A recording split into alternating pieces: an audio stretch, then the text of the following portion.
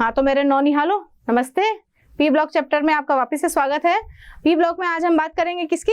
Phosphine की। ठीक है, फॉस्फीन में देखिए फॉस्फीन क्या होता है, फॉस्फीन के बारे में बताते हैं। देखो फॉस्फीन एक ऐसी गैस है जो थोड़ी सी विषैली होती है, विषाक्त गैस होती है, यानी कि कैसी होती है? पॉइजनस होती है। इसके अंदर से सड़ी मछली जैसी गंध आती है। तो देखो फॉस्फीन जो होती है सड़ी मछली की गंध वाली विषाक्त गैस होती है बेटे, विषाक्त गैस ये होती है। ठीक है, अब ये विस्फोट भी कर देती है, यानी कि क्या होता है कि अगर इसकी रिएक्शन जो है HNO3 या ब्रोमीन जैसी गैसों के साथ में करवा दी जाए तो ये कैसी हो जाती है? विस्फोटक हो जाती है, यानी कि फूट जाती है। ठीक है, तो HNO3 और Br2 जैसी गैसों के साथ में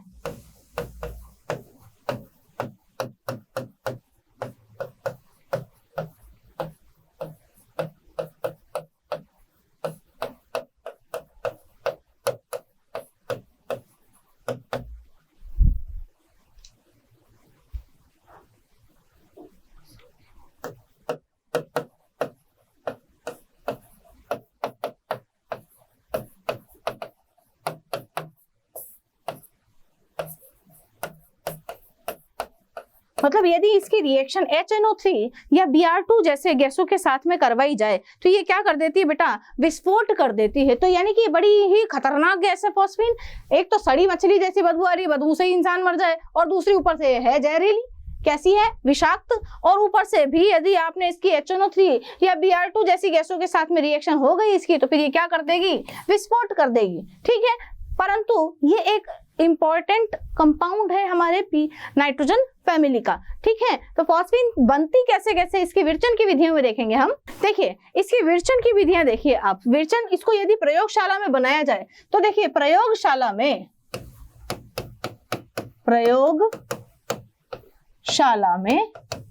कार्बन डाइऑक्साइड के अक्रिय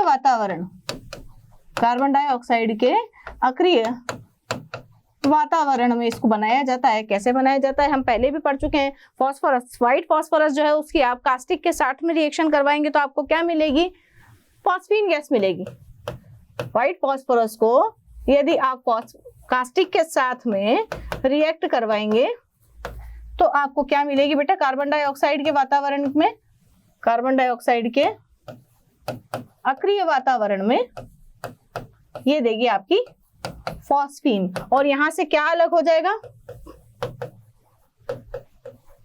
सोडियम हाइपोफॉस्फाइड। बना रखी है हम लोगों ने ये वाली मेथड। अब ये जो सोडियम हाइपोफॉस्फाइड से कास्टिक सोडा के साथ में जब कार्बन डाइऑक्साइड के अक्रिय वातावरण में जब आपकी फॉस्फीन गैस बनाई गई तो ये फॉस्फीन गैस जो है, ये फॉस्फीन गैस क्या करती है? यहां जरूरी नहीं है कि आपको शुद्ध फॉस्फीन ही मिले, कुछ ना कुछ इसमें अशुद्धियां होंगी। तो देखिए इसकी अशुद्धियों को भी हम दूर करेंगे और आगे भी बात करेंगे फॉस्फीन गैस के बारे में। तो देखिए फॉस्फीन गैस जो होती है ये क्या करती है कि P4 और P2H4 डाइफॉस्फेन और फास्फोरस के साथ में, डाइफॉस्फेन और फास्फोरस के साथ में ये क्या करती है? धुएं के छल्ले बनाती है बेटे। फॉस्फीन गैस P4 और P2H4 की अशुद्धियों के साथ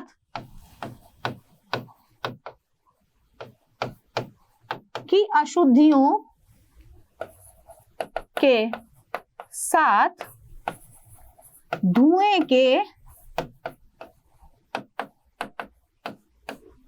छल्ले बनाती है, जिन्हें वर्टेक्स रिंग्स भी कहते हैं। क्या कहते हैं बेटे? Vertex rings.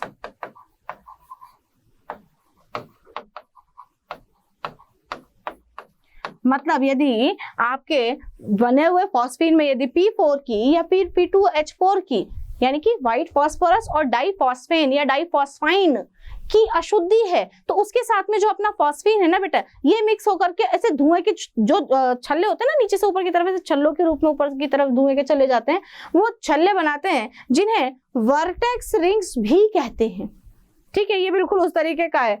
फॉस्फीन में P4 और P2H4 मिला के धुएं के छल्ले बना के, जिनका नाम क्या है, वर्टेक्स रिंग। वो गाना था ना, वही वाला गाना है। तो आपको याद रखना कि वर्टेक्स रिंग्स क्या होती हैं। कई बार क्वेश्चन पूछ लिया जाता है कि वर्टेक्स रिंग्स क्या होती हैं। तो वर्टेक्स रिंग्स क्या होती है, फॉस्फीन P4 और P2H4 की अशुद्धि के साथ मिलकर के धुएं के छल्ले बनाती है, जिन्हें वर्टेक्स रिंग्स कहा जाता है। ठीक है, आगे की बात करूं, अगर आपको यदि आपको शुद्ध फॉस्फीन ही चाहिए, तो शुद्ध फॉस्फीन प्राप्त करने के लिए आपको इसको ट्रीट करवाना पड़ेगा। पहले तो आप इसको क्या करो, इसको HI मिला करके, हाइड्रोजन आयोडाइड मिला करके आप इसको अवशोषित करवाइए, देन फिर उसको KOH के ऊपर से गुजारिए। ठीक है, तो आपको क्या मिलेगी, आपकी शुद्ध फॉस्फीन मिलेगी। कैसे मिलेगी, देखिए, आप PH3 को, आपकी जो फॉस्फीन है, इसको आप हाइड्रोजन आयोडाइड के साथ में ट्रीट करवाएंगे। हाइड्रोजन आयोडाइड के साथ में इसको अवशोषित करवाने पर पहले तो आपको क्या बनेगा, फॉस्फीनियम आयोडाइड आयन का यहाँ पर आपको निर्माण होगा। अब ये जो फॉस्फीनियम आयन है, फॉस्फीनियम आयोडाइड है, ये आपके KOH के साथ में मिलकर के, किसके साथ में, पोटेशियम हाइड्रोक्साइड के साथ में मिलकर के फॉस्फीन शुद्ध वाली मिल जाएगी आपको। यहां से KI अलग हो जाएगा और वाटर मॉलिक्यूल जो है वो अलग से रिलीज हो जाएगा। अशुद्ध फॉस्फीन को आपको शुद्ध फॉस्फीन में यदि कन्वर्ट करना हो तो आप इस मेथड का इस्तेमाल, शुद्ध फॉस्फीन, ठीक है, अशुद्ध फॉस्फीन को HI के साथ में ट्रीट करवा करके, HI में अवशोषित करवा करके, HI के विलयन में अवशोषित करवा करके KOH विलयन में प्रवाहित जब आप करते हो तो आपको शुद्ध फॉस्फीन मिलती है। यानी कि अशुद्ध फॉस्फीन को HI के विलयन में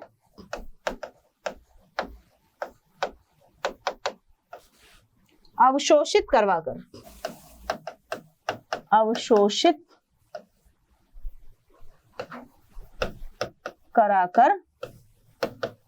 KOH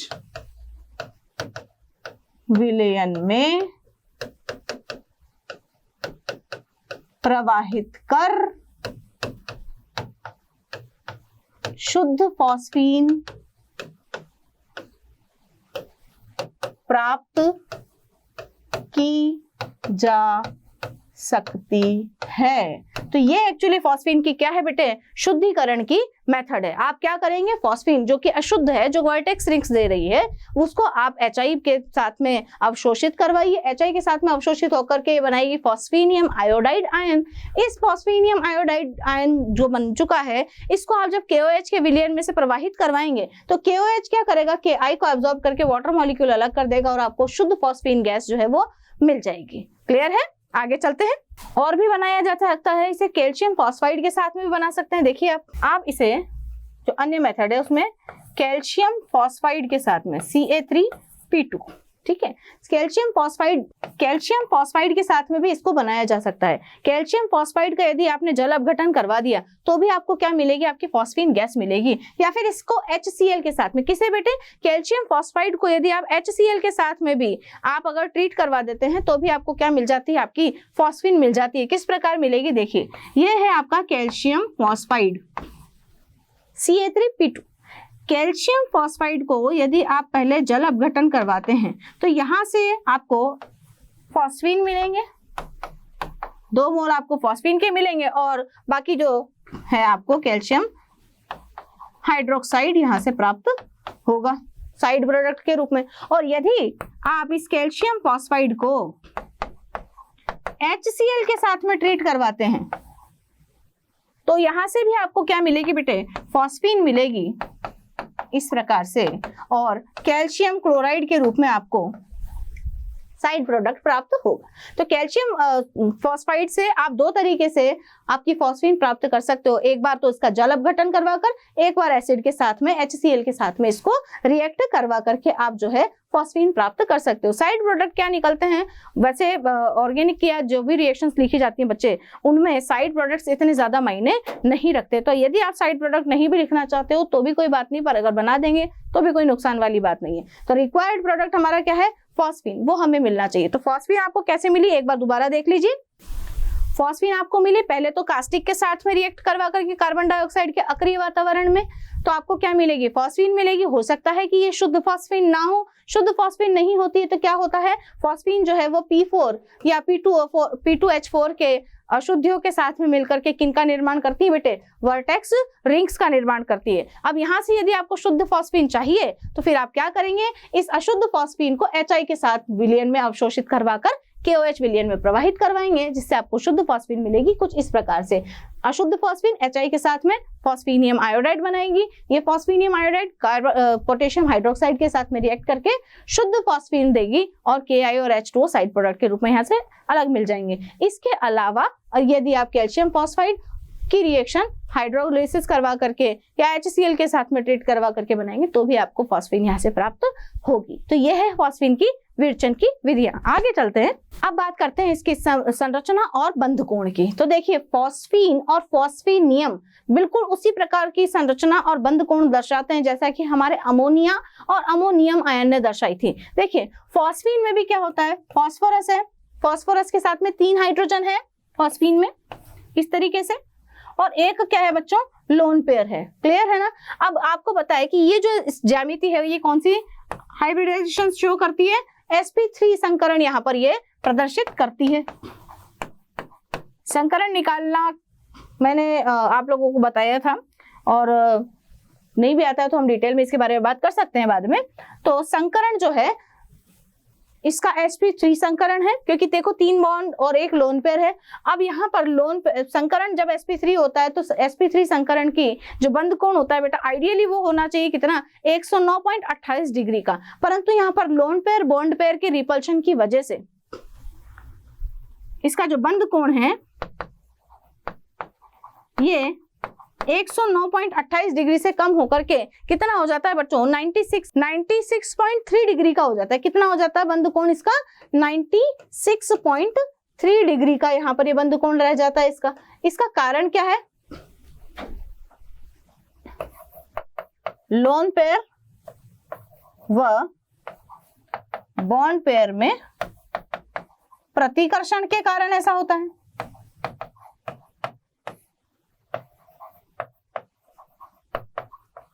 क्योंकि जो बॉन्ड पेयर आपका 109 डिग्री 28 मिनट्स का होना चाहिए था वो अब घट करके कितना 96.3 डिग्री का हो चुका है। और ऐसा किसकी वजह से हुआ, इस लोन पेयर बॉन्ड पेयर के रिपल्शन की वजह से। Lone pair bond pair repulsion यदि ज्यादा लगेगा तो बंध कोण का मान जो है वो ऑलरेडी कम होगा।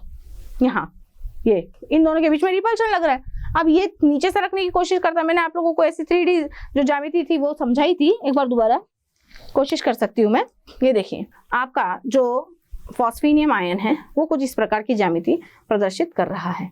तीनों बॉन्ड जो है वो इस तरीके से व्यवस्थित है।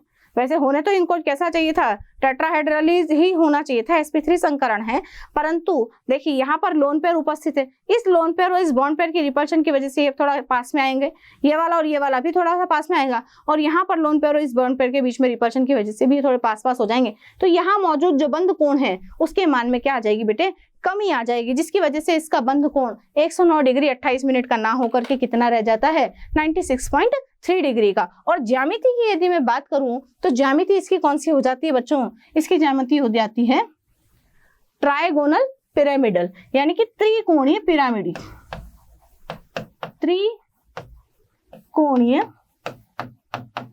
पिरामिडी ज्यामिति इसकी हो जाती है।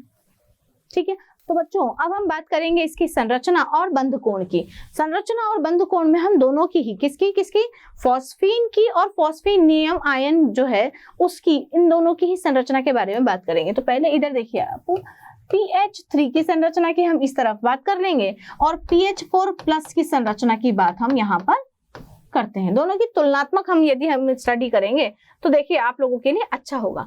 फॉस्फीन जो है इसका जो संकरण आता है बेटा वो भी कैसा आता है, sp3,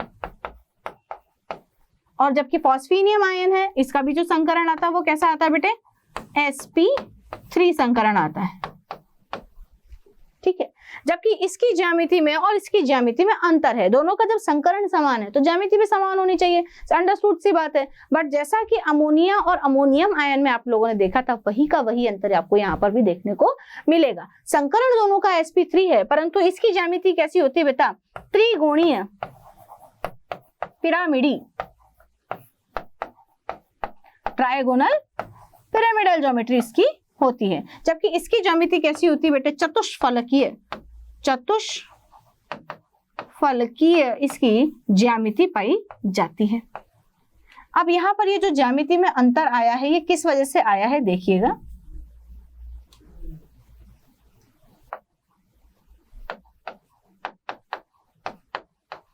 ये जो ज्यामिति में अंतर आया है ना बेटा ये सिर्फ इसलिए आया है क्योंकि देखो जब sp3 संकरण होता है तो इसका मतलब क्या है कि कितने ऑर्बिटल्स पार्टिसिपेट कर रहे हैं, कितने कक्षक पार्टिसिपेट कर रहे हैं, 4, एक s का और 3 p के। तो टोटल बंध की कितने बनने चाहिए, 4 बंध बनने चाहिए। तो आइडियल ज्योमेट्री इनकी होती है वो कौन सी होती है, टेट्राहेड्रल ज्योमेट्री, यानी कि इस तरह की ज्योमेट्री इनकी होनी चाहिए। देखिएगा टेट्राहेड्रल ज्योमेट्री में या टेट्राहेड्रल या चतुष्फलकीय ज्यामिति में आप देखेंगे कि जितने भी जो बंध हैं वो एक दूसरे से कितने कोण पर व्यवस्थित होते हैं, 109.28 डिग्री के कोण से ये सभी बंध व्यवस्थित होते हैं इस प्रकार से। ये देखिए, ठीक है, 109 डिग्री और 28 मिनट का यहाँ पर बंध कोण होता है। तो सभी के सभी टेट्राहेड्रल इस तरीके से अरेंज होते हैं। ये देखो सब तरफ से, जिधर से भी देखोगे सब तरफ से एक जैसा ही नजर आएगा। ठीक है, तो टेट्राहेड्रली यदि अरेंजमेंट है तो इसका मतलब कितने बंध होने चाहिए आपके पास, 1, 2, 3 और 4 बंध होने चाहिए, जैसा कि यहाँ पर आपको फॉस्फीनियम आयन में देखने को मिलेगा। ये देखो इस तरीके से। ठीक है, चारों जगह पे क्या है बेटे, आपका हाइड्रोजन, और क्योंकि इसके ऊपर पूरे के ऊपर प्लस चार्ज है तो हम इस प्लस चार्ज को इस तरीके से बना देते हैं। ठीक है, तो यहाँ पर जो आपका बंध कोण है बेटे वो कितना आ जाता है, 109.28 डिग्री का, 0.28 डिग्री का। ठीक है, बंध कोण कितना आ जाता है, 109.28 डिग्री का बंध कोण यहाँ पर होता है। जबकि इधर देखिए फॉस्फीन में आप क्या देखेंगे कि फॉस्फीन में तो केवल 3 ही हाइड्रोजन है, तो इसका मतलब एक हाइड्रोजन नहीं है फॉस्फीन में। फॉस्फीन में एक हाइड्रोजन नहीं है तो एक हाइड्रोजन की जगह पर क्या है बेटे, लोन पेयर है। ठीक है, आप इस ब्लैक वाले पेन को लोन पेयर की तरह समझे।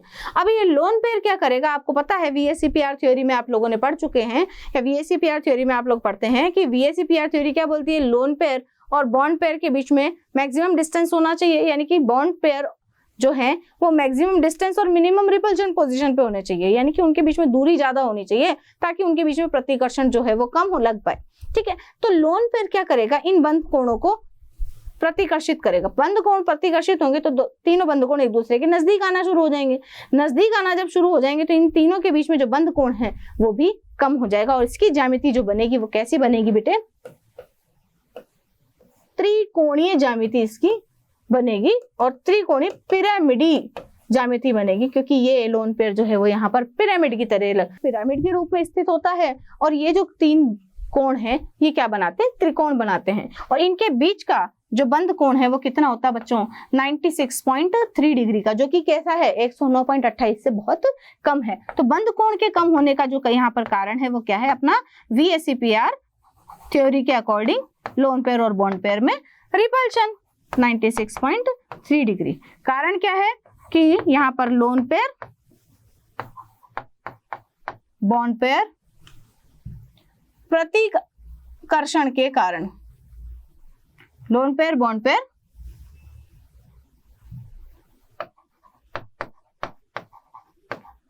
प्रतिकर्षण के कारण बंध कोण जो है वो कम हो जाता है। तो तो स्ट्रक्चर आप लोगों को समझ में आई बेटा। संरचना और बंध कोण बिल्कुल अमोनिया की तरह है। अमोनिया में जिस तरीके से हम पढ़ चुके हैं संकरण दोनों का ही sp3 है, परंतु एक हाइड्रोजन कम होने की वजह से वहां पर क्या उपस्थित है, एक लोन पेयर उपस्थित है।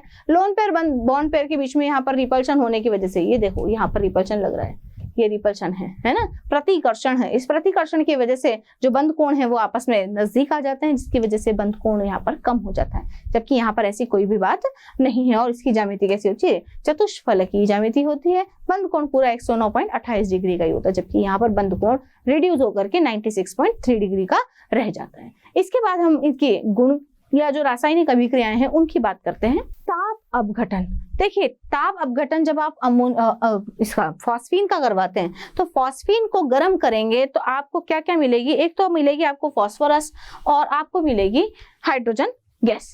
देखिए फॉस्फीन को जब आप गर्म करेंगे, फॉस्फीन का ताप अपघटन ये क्या करता है, इसकी क्रैकिंग हो जाती है बेटा। फॉस्फीन को जब आप गर्म करते हैं तो ये टूट जाता है किस किस में, आपके फॉस्फोरस में, और क्या दे देता है आपको, हाइड्रोजन गैस के रूप में यहाँ से इसका निष्कासन हो जाता है। तो फॉस्फीन जो है ताप पर क्या ताप मतलब उच्च ताप पर गर्म करने पर ये क्या दे देता है आपको, फॉस्फोरस दे देता है और हाइड्रोजन गैस में ताप अपघटित हो जाता है।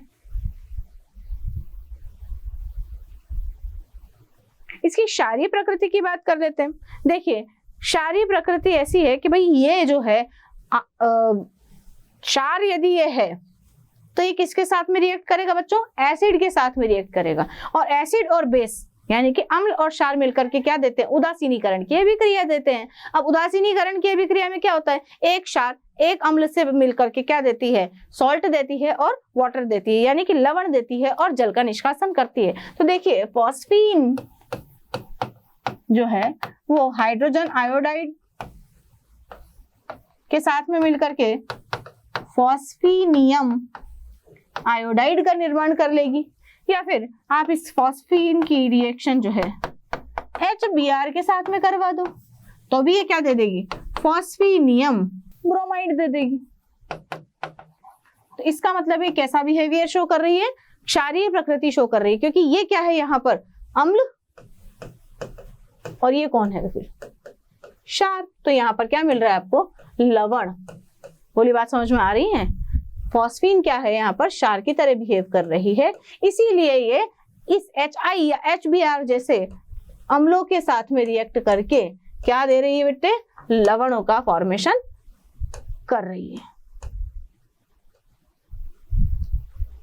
ठीक है, तो ये कैसी होती है, क्षारीय प्रकृति की होती है, यानी कि H+ और I- के साथ में इस तरीके से लवण का फॉर्मेशन कर रही है। अगली प्रकृति की बात करें हम इसकी, देखिए धात्विक लवणों के साथ में आपकी फॉस्फीन किस तरीके से रिएक्ट करती है कि फॉस्फीन जो है इसकी यदि आप किसी भी धात्विक लवण के साथ में जैसे कॉपर सल्फेट के साथ में यदि रिएक्शन करवा देते हैं तो यहां से आपको मिलता है आपका डबल डिस्प्लेसमेंट मेथड यहाँ पर होगी। डबल डिस्प्लेसमेंट मेथड के थ्रू क्या होगा, यहाँ पर पहले तो ये बनाएगी क्यूप्रिक फॉस्फाइड और यहां से निकलेगा आपका इस तरीके से प्रोडक्ट का फॉर्मेशन हो जाएगा, यानी कि क्यूप्रिक फॉस्फाइड का यहाँ पर निर्माण हो जाएगा। क्यूप्रिक यानी कि फॉस्फाइड लवणों का निर्माण करती है, धात्विक लवणों के साथ में मिलकर के धातु के फॉस्फाइड का फॉर्मेशन करती है, क्यूप्रिक फॉस्फाइड।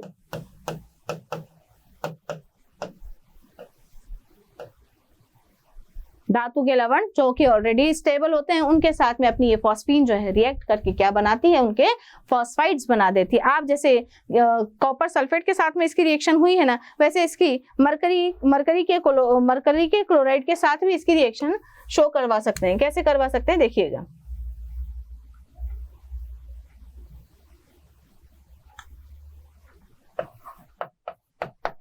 मरकरी के जो लवण होते हैं उनके साथ में भी आप इसकी रिएक्शन करवा सकते हैं। HgCl2 ले लो आप, तो यहाँ पर मरकरी का भी ये फॉस्फाइड बना देगी और HCl जो है यहाँ से रिमूव करवा देगी। फॉस्फीन के उपयोग की हम बात करें बेटे तो देखो फॉस्फीन जो है PH3 यानी कि फॉस्फीन से जो जबड़ों में दर्द की समस्या है, जबड़े अकड़ जाते हैं कई लोगों के, तो फांसी जॉ एक बीमारी का नाम है जिसे जॉ पेन भी बोल देते हैं, हम इंग्लिश में ही बात कर लेते हैं। तो फॉस्फीन से फांसी जॉ या जॉ पेन, जॉ मतलब जबड़ा और पेन मतलब दर्द की समस्या हो जाती है।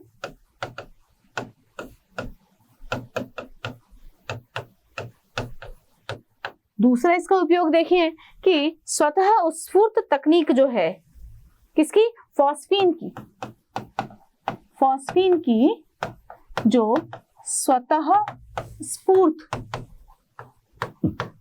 तकनीक जो है, इसका उपयोग, स्वतः स्फूर्त तकनीक का जो उपयोग है ये होम्स सिग्नल भेजने के काम में लिया जाता है। होम्स सिग्नल के काम में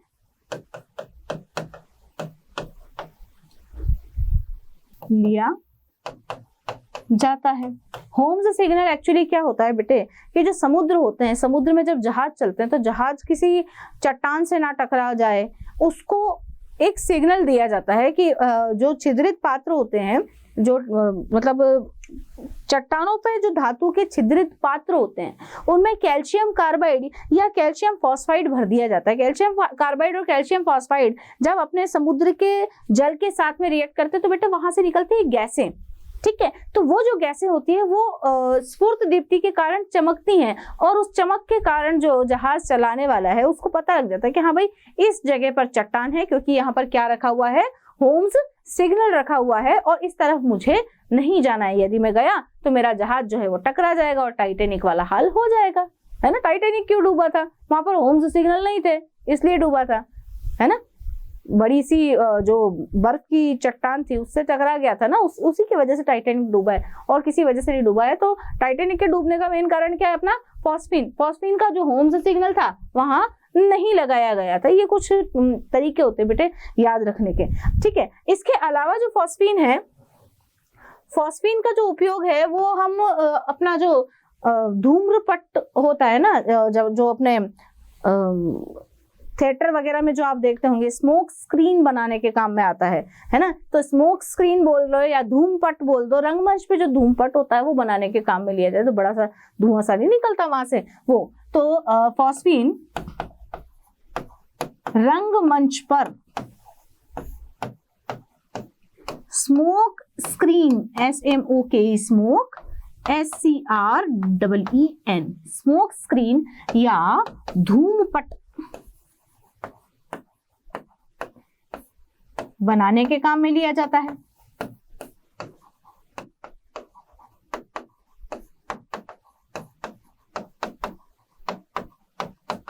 तो फॉस्फीन के जो 3-4 उपयोग हैं ये आप अच्छी तरीके से देख लीजिए कि फॉस्फीन जो है वो जॉ पेन की समस्या उत्पन्न कर देता है। दूसरा, स्वतः स्फूर्त दीप्ति होती है इसमें, तो कैल्शियम कार्बाइड और कैल्शियम फॉस्फाइड जो है एक छिद्रित पात्र में भर के रख दिया जाता है समुद्र में उपस्थित चट्टानों के ऊपर। अब जब ज्वार आता है तो चट्टानों पर क्या होता है, पानी उस छिद्रित पात्र में चला जाता है और वहां से रंगीन रंगीन गैसें निकलती हैं अलग अलग कलर के साथ में। अब जब वो कलर्स वहां पर चमक उत्पन्न करते हैं तो जहाज चलाने वाले को पता लग जाता है और जहाज उस तरफ नहीं ले जाया जाता है। इसी चीज को क्या कहते हैं, होम्स सिग्नल कहते हैं, ठीक है। होम्स सिग्नल्स के काम में इसको स्वतः स्फूर्त दीप्ति की वजह से इसको काम में लिया जाता है। तीसरा, रंगमंच पर स्मोक स्क्रीन या धूमपट बनाने के भी यहाँ पर इसको काम में लिया जाता है। तो फॉस्फीन के ये कुछ उपयोग आप लोगों ने देखे, ठीक है। हाँ तो बच्चों, अब हम बात करते हैं इसी लेक्चर में एक प्रश्न की। प्रश्न क्या है, होम्स सिग्नल की क्रियाविधि को समझाइए। होम्स सिग्नल क्या होते हैं, मैंने आप लोगों को बताया है कि होम्स सिग्नल एक्चुअली क्या है, जब आप शिप में जाते हैं, है ना, समुद्र में जब कोई शिप जाता है और शिप जब समुद्र में ही रहता है शिप, है ना, जहाज जो है, समुद्री जहाज जो है, जब उससे कोई लोग ट्रेवल करते हैं तो जो कैप्टन होता है उसको रास्ता, अब रोड तो है नहीं जो ऐसे ऐसे नजर नजर आ जाएगा, है ना।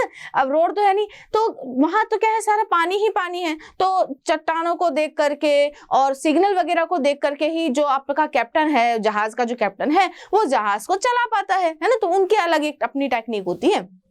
तो अब क्या होता है कि जब जहाज को कैप्टन चलाता है तो उसको पता होता है कि भाई, जैसे अपने को पता होता है ना कि हाँ भाई, अब इतने किलोमीटर चलने के बाद में हमें राइट मुड़ना है, देन फिर हमको लेफ्ट टर्न लेना है। बिल्कुल उसी प्रकार से जो जहाज का कैप्टन होता है उसको भी पता होता है कि भाई हाँ, अब इतनी दूर चलने के बाद में एक इधर चट्टान आएगी, मुझे उधर से लेना। आपने देखी टाइटैनिक फिल्म देखी है ना, बहुत पुरानी फिल्म है, जिसमें वो शिप होता है टाइटैनिक, वो डूब जाता है। क्यों डूब जाता है, उसका कारण क्या है?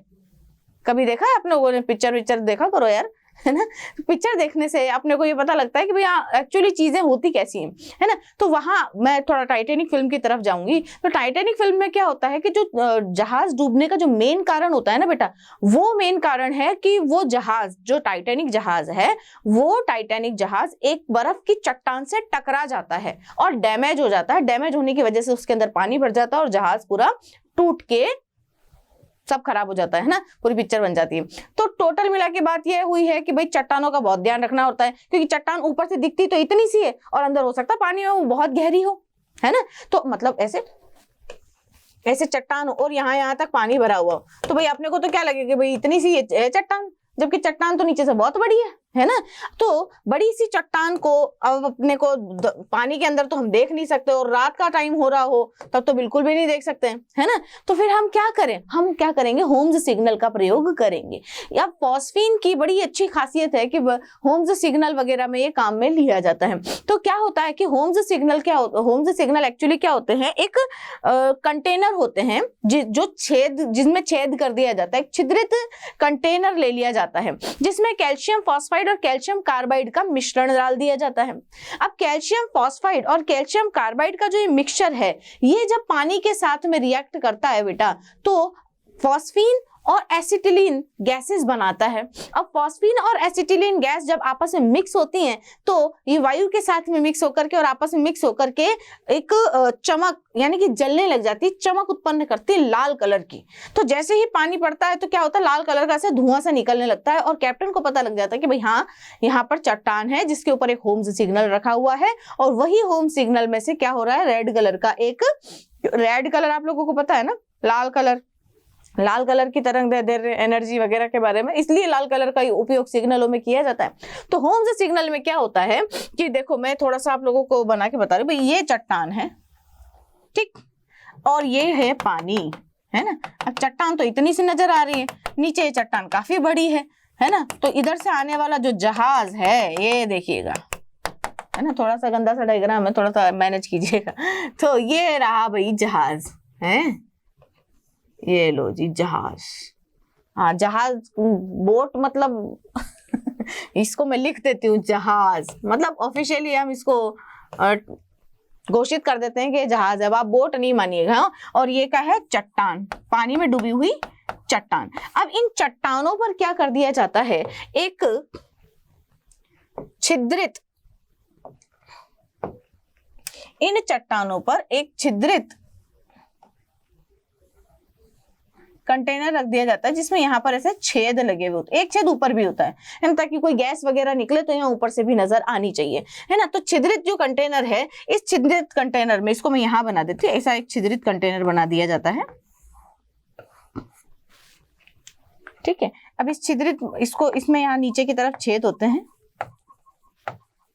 ताकि इसके अंदर पानी जा पाए, क्योंकि हमें तो चाहिए ना कि पानी इसके अंदर जाए। इसके अंदर क्या डाल देते हैं बेटा, कैल्शियम फॉस्फाइड डाल देते हैं और कैल्शियम कार्बाइड डाल देते हैं। कैल्शियम फॉस्फाइड और कैल्शियम कार्बाइड का जो मिक्सचर है, वो क्या करेगा कि जब भी समुद्र में ज्वार आएगा, क्या आएगा बेटा, ज्वार आएगा, तो बताइए पानी जो है वो ऊपर जाने लगेगा। भाई ज्वार और भाटा आते हैं समुद्रों में, ज्वार आता है तो पानी जो है समुद्र का वो बढ़ जाता है, और भाटा आता है जब जो समुद्रों का पानी है वो थोड़ा नीचे चला जाता है। गुरुत्वाकर्षण और चंद्रमा के इफेक्ट पर ये सारी चीजें डिपेंड करती है। तो जब ज्वार आएगा तो ज्वार आने से इसके अंदर क्या भर जाएगा, पानी भर जाएगा, और जैसे ही इसके अंदर पानी भरेगा, यहाँ से फॉस्फीन और यहाँ से कौन कौन सी गैसेस मुक्त होंगी, फॉस्फीन और एसिटिलीन गैस यहाँ से मुक्त होगी और फॉस्फीन और एसिटिलीन गैसेस जो है वो यहाँ पर लाल रंग की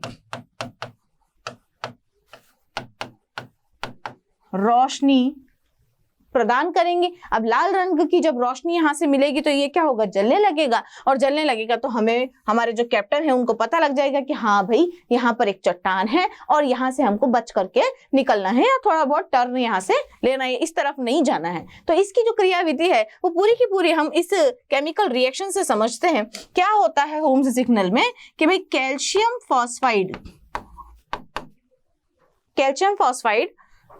जब पानी के साथ में मिलता है तो क्या किसका निर्माण करता है, कैल्शियम हाइड्रोक्साइड का निर्माण करेगा, CaOH का होल ट्वाइस। अच्छा कितने कैल्शियम में, 3 है तो इसको इस तरीके से बैलेंस कर देंगे, और 2 PH3 फॉस्फीन, 2 मोल फॉस्फीन तो भाई 6।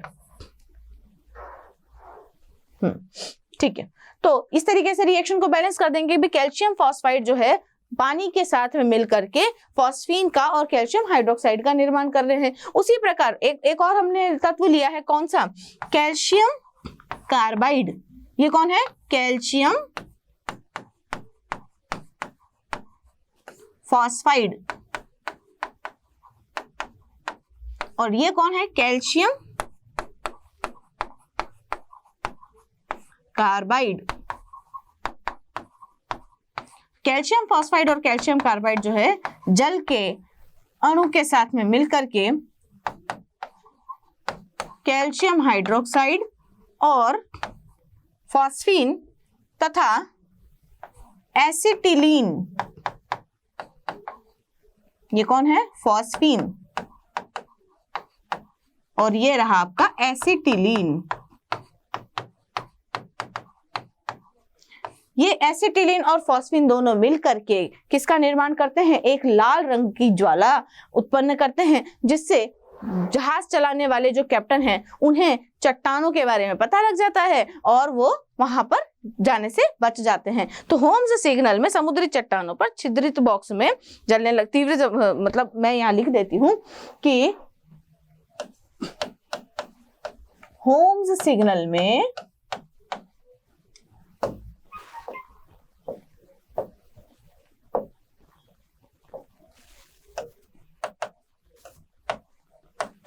एक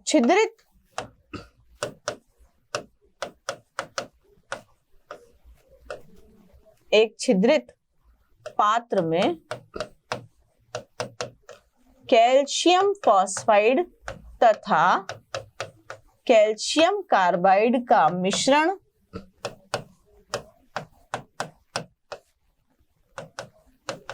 लेकर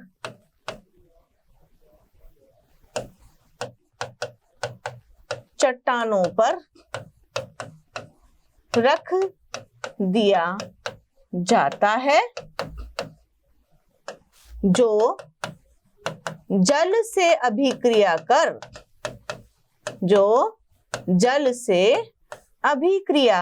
कर फॉस्फीन तथा एसिटिलीन का निर्माण करता है। देखो हो गया फॉस्फीन और एसिटिलीन का निर्माण, है ना। तो यह फॉस्फीन तथा एसिटिलीन का मिश्रण वायु में लाल ज्वाला के साथ जलने लगता है, जिससे चट्टानों का पता लगता है कि भाई कहाँ चट्टान है, वहीं से लाल ज्वाला जो है उत्पन्न होने लगती है। एक बार दोबारा से आप होम्स सिग्नल की क्रियाविधि को समझिए। ये क्वेश्चन बेटा इंपॉर्टेंट है, कई बार ये बोर्ड्स में पूछा भी गया है और आपको पता भी होना चाहिए भाई, आप जो भी चीज पढ़ रहे हो उसकी प्रैक्टिकल नॉलेज तो होनी चाहिए ना। तो बोर्ड्स में भी ये क्वेश्चन आ चुका है और आपकी प्रैक्टिकल जिंदगी में भी ये चीज काम में आती है। होता क्या है, जब समुद्र वगैरह में जहाज जाते हैं तो चट्टानों का पता लगता नहीं, क्योंकि वो पानी के अंदर डूबी हुई रहती हैं, है ना। जल के अंदर डूबी हुई चट्टानों का पता लगाने के लिए होम्स सिग्नल का इस्तेमाल करते हैं। होम्स सिग्नल में क्या होता है, एक सचिद्र पात्र होता है। इस सचिद्र पात्र में आप कैल्शियम फॉस्फाइड और कैल्शियम कार्बाइड का मिक्सचर लेते हैं। कैल्शियम फॉस्फाइड और कैल्शियम कार्बाइड का जो ये मिश्रण है, ये ज्वार आने पर जब समुद्री जल इस कंटेनर के अंदर भर जाता है तो ये किसका निर्माण करते हैं, फॉस्फीन का और एसिटिलीन का निर्माण करते हैं। यही फॉस्फीन और एसिटिलीन जो है वो लाल रंग की रोशनी के साथ वायु की उपस्थिति में जलने लगती है, जिसकी वजह से क्या होता है, इन चट्टानों पर लाल कलर की जो रोशनी है वो उत्पन्न हो जाती है और जहाज में जो है उसको पता लग जाता है, जहाज में जो कैप्टन है उसको पता लग जाता है कि हाँ यहाँ पर चट्टाने हैं और हमें इस तरफ नहीं जाना है, तो अपना रास्ता वो मोड़ लेते हैं। तो ये रिएक्शन किस प्रकार से होती है, आपका आंसर किस प्रकार होना चाहिए। एक तो आप ये बनाएंगे डायग्राम, साथ ही आप लिख देंगे कि भाई होम्स सिग्नल में एक छिद्रित पात्र में कैल्शियम फॉस्फाइड तथा कैल्शियम कार्बाइड का मिश्रण लेकर चट्टानों पर रख दिया जाता है, जो जल से अभिक्रिया कर फॉस्फीन तथा एसिटिलीन का निर्माण करता है। और यहाँ पर दो रिएक्शंस आपने लिख के बता दी कि भाई किस तरीके से कैल्शियम फॉस्फाइड जल के साथ में रिएक्शन करके फॉस्फीन का निर्माण कर रहा है और किस प्रकार से कैल्शियम कार्बाइड आपका जल के साथ अभिक्रिया करके एसिटिलीन बना रहा है। तो सामने वाले को देख करके लगेगा कि नहीं यार बच्चों को आता है ना। तो मेरे बच्चों आप लोगों को सब कुछ आता है, तो फॉस्फीन बनाना आता है, एसिटिलीन बनाना आता है। तो अब आपके आंसर को आप कंटिन्यू करेंगे कैसे कि यह फॉस्फीन तथा एसिटिलीन का मिश्रण वायु में लाल ज्वाला के साथ जलने लगता है, जिससे जल में डूबी हुई चट्टानों का हम लोगों को पता लग पाता है। तो बोलिए बात समझ में आ गई, पूरा का पूरा होम्स सिग्नल हम लोगों को समझ में आया। अब कभी कोई हमसे पूछ लेगा तो हम बता पाएंगे, बिल्कुल पूरे नंबर लेके आना है। मेरी शुभकामनाएं आप लोगों के साथ में है। तो इस प्रश्न का आंसर आप अच्छे से देख लीजिए। फॉस्फीन के बारे में इतना ही आज के लिए। धन्यवाद मेरे नौनिहालों, अगले लेक्चर में हम फिर मिलेंगे। नमस्ते। आशा करता हूं हमारे टॉप एजुकेटर का यह लेक्चर आपको पसंद आया होगा। अगर पसंद आया है तो वीडियो को लाइक करिए, चैनल को सब्सक्राइब करिए और शेयर भी करिए, क्योंकि ज्ञान बांटने से बढ़ता है और सही बताऊं तो पुण्य भी मिलता है। मुझे सुनने के लिए बहुत बहुत धन्यवाद। Thank you.